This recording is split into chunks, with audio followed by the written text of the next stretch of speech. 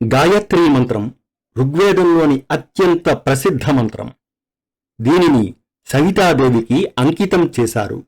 దీనిని జపించడం ద్వారా అంతర్గత శక్తి పెరుగుతుంది, మానసిక ప్రశాంతత లభిస్తుంది, పాపాలు నశిస్తాయి మరియు మోక్షమార్గం సుగమం అవుతుంది. ఈ మంత్రం పరమాత్మను సాక్షాత్కరించడానికి సహాయపడుతుంది. ఓం భూ ఓం భువః ఓం సువః ఓం మహః ఓం జనః ఓం తపః ఓం సత్యం ఓం తత్సవితుర్వరేణ్యం భర్గో దేవస్య ధీమహి ధియో యో నః ప్రచోదయాత్. ఓం ఆపో జ్యోతిరసోమృతం బ్రహ్మభూర్భువః సువరో. ఓం భూ ఓం భువః ఓం సువః ఓం మహః ఓం జనః ఓం తపః ఓం సత్యం ఓం తత్సవితుర్వరేణ్యం భర్గో దేవస్య ధీమహి ధియో యో నః ప్రచోదయాత్.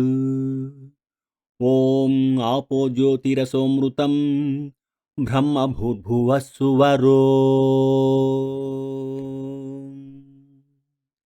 ఓం భూ ఓం భువః ఓం సువః ఓం మహః ఓం జనః ఓం తపః ఓం సత్యం ఓం తత్సవితుర్వరేణ్యం భర్గో దేవస్య ధీమహి ధియో యో నః ప్రచోదయాత్.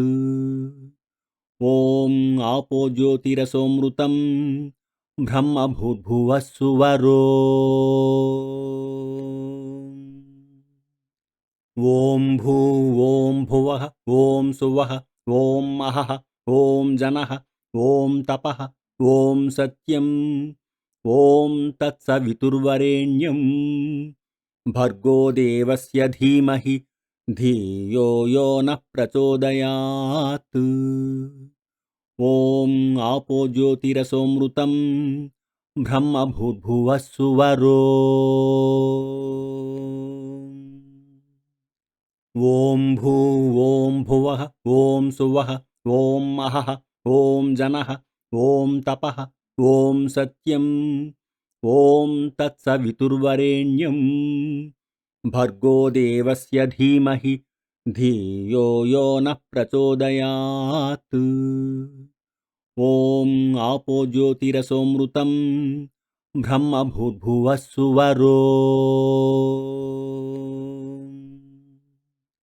ఓం భూ ఓం భువః ఓం సువః ఓం మహః ఓం జనః ఓం తపః ఓం సత్యం ఓం తత్సవితుర్వరేణ్యం భర్గో దేవస్య ధీమహి ధియో యో నః ప్రచోదయాత్. ఓం ఆపో జ్యోతిరసోమృతం బ్రహ్మభూర్భువః సువరో. ఓం భూ ఓం భువః ఓం సువః ఓం మహః ఓం జనః ఓం తపః ఓం సత్యం ఓం తత్సవితుర్వరేణ్యం భర్గో దేవస్య ధీమహి ధియో యో నః ప్రచోదయాత్. ఓం ఆపో జ్యోతిరసోమృతం బ్రహ్మభూర్భువః సువరో. ఓం భూ ఓం భువః ఓం సువః ఓం మహః ఓం జనః ఓం తపః ఓం సత్యం ఓం తత్సవితుర్వరేణ్యం భర్గో దేవస్య ధీమహి ధియో యో నః ప్రచోదయాత్. ఓం ఆపో జ్యోతిరసోమృతం బ్రహ్మభూర్భువః సువరో. ఓం భూ ఓం భువః ఓం సువః ఓం మహః ఓం జనః ఓం తపః ఓం సత్యం ఓం తత్సవితుర్వరేణ్యం భర్గో దేవస్య ధీమహి ధియో యో నః ప్రచోదయాత్. ఓం ఆపో జ్యోతిరసోమృతం బ్రహ్మభూర్భువః సువరో.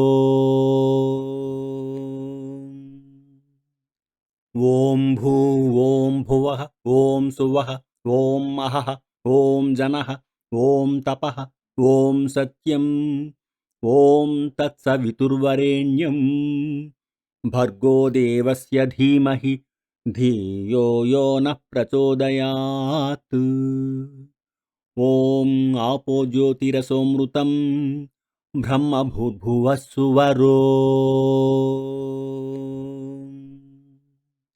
ॐ भूवों भुवः ॐ सुवः ॐ महः ॐ जनः ॐ तपः ॐ सत्यम् ॐ तत्सवितुर्वरेण्यं भर्गो देवस्य धीमहि धियो यो नः प्रचोदयात् ॐ आपो ज्योतिरसोऽमृतं ब्रह्मभूर्भुवः सुवरो